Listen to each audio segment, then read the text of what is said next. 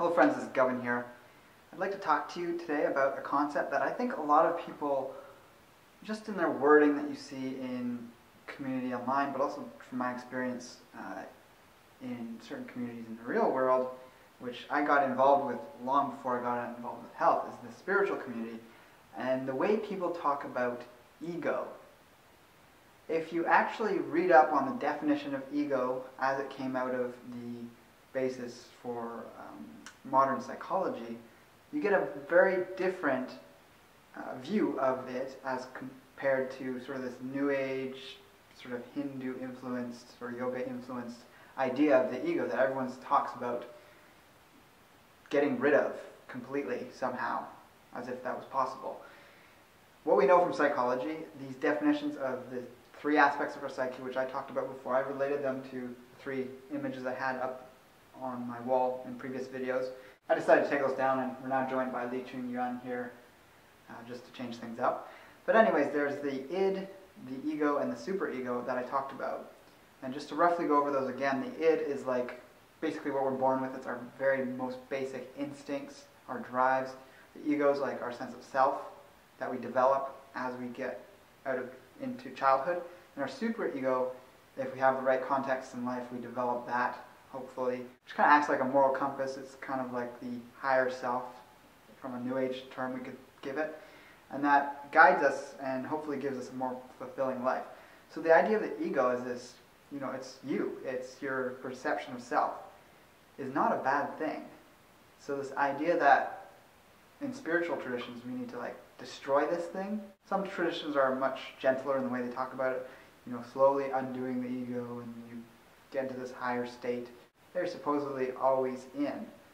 Now, you look at any yogi, any spiritual teacher, they have a sense of self. They haven't lost their ego. Ego is not a bad thing.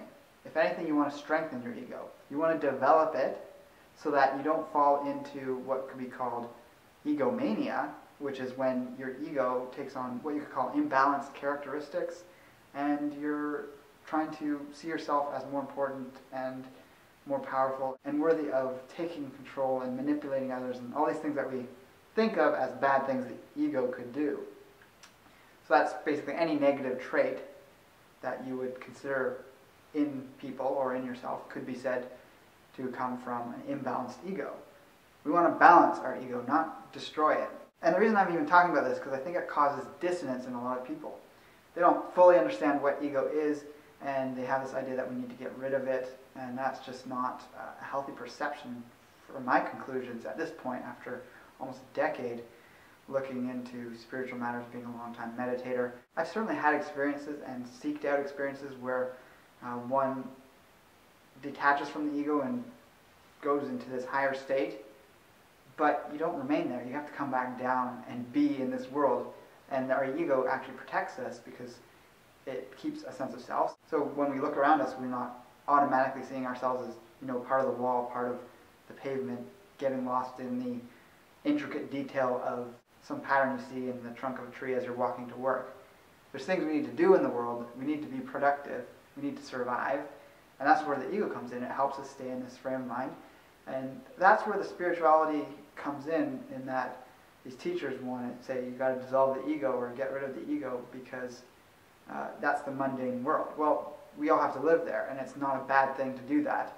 Yes, there's definitely people that get to a place maybe later on in life where you can dwell for greater amounts of time in an altered state. Whether it's attained through meditation or other means, you're going to be in that state of sort of being connected to some sort of super consciousness, and you don't have to be concerned with what's around you.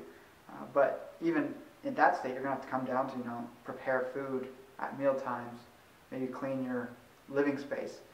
There's very few people, except for, these extreme gurus which have everything done for them, that can remain in that state all the time. So if you truly want to go that way, then by all means do that. But that's not better than having awareness of that higher state while being yourself. If you look at different traditions, you also see a variety of interpretations of what's the optimal goals to aspire to. From a lot of these sort of Indian traditions, which I'm going to associate with like yoga and things, we do see this attempt at attaining this thing way out there that is lofty and takes a long time to get to and dissociates you from the world that we have around us. To actually have a very negative perception of real world needs like food, sexual relationships, anything that detracts from being in that state is seen as bad and seen as the ego, because it is the ego. But it's not a bad thing about the ego, it's just the ego being the ego. So if you accept the fact that the ego is not a bad thing, then you can start looking at maybe some of these other traditions like Taoism, which their highest attainable state would be like the Taoist immortals, and the idea is that they actually preserve the ego, the sense of self. And if you compare the ideas of a yogi to a Taoist, I'm not saying one's better than the other, but a yogi would say you die and you move on and you dissolve into God consciousness or whatever. The Taoist says you die and you actually bring your conscious self with you, and you actually don't lose track or sight of yourself, and you can either reincarnate with that memories of your past life, if you even believe in these things. I'm just giving examples of the difference between these two ideas. A lot of different traditions will see things both ways.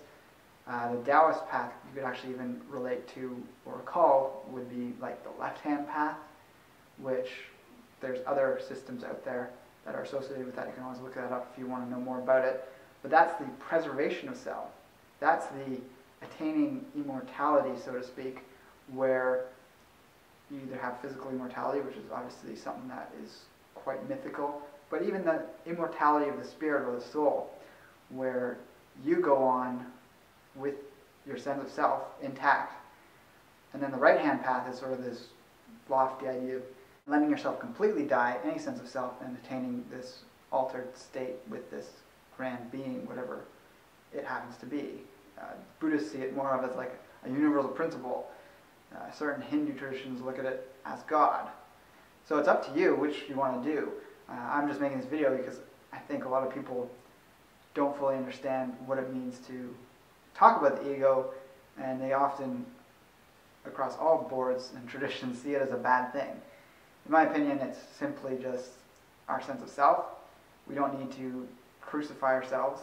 We don't need to see ourselves as inherently bad. That's a mentality that just does not sit well with me anymore, and you see me in past videos talk about the id and how it's like that primal drive that when you suppress it and want to try and wipe it out, it's going to pop up in places in bad ways.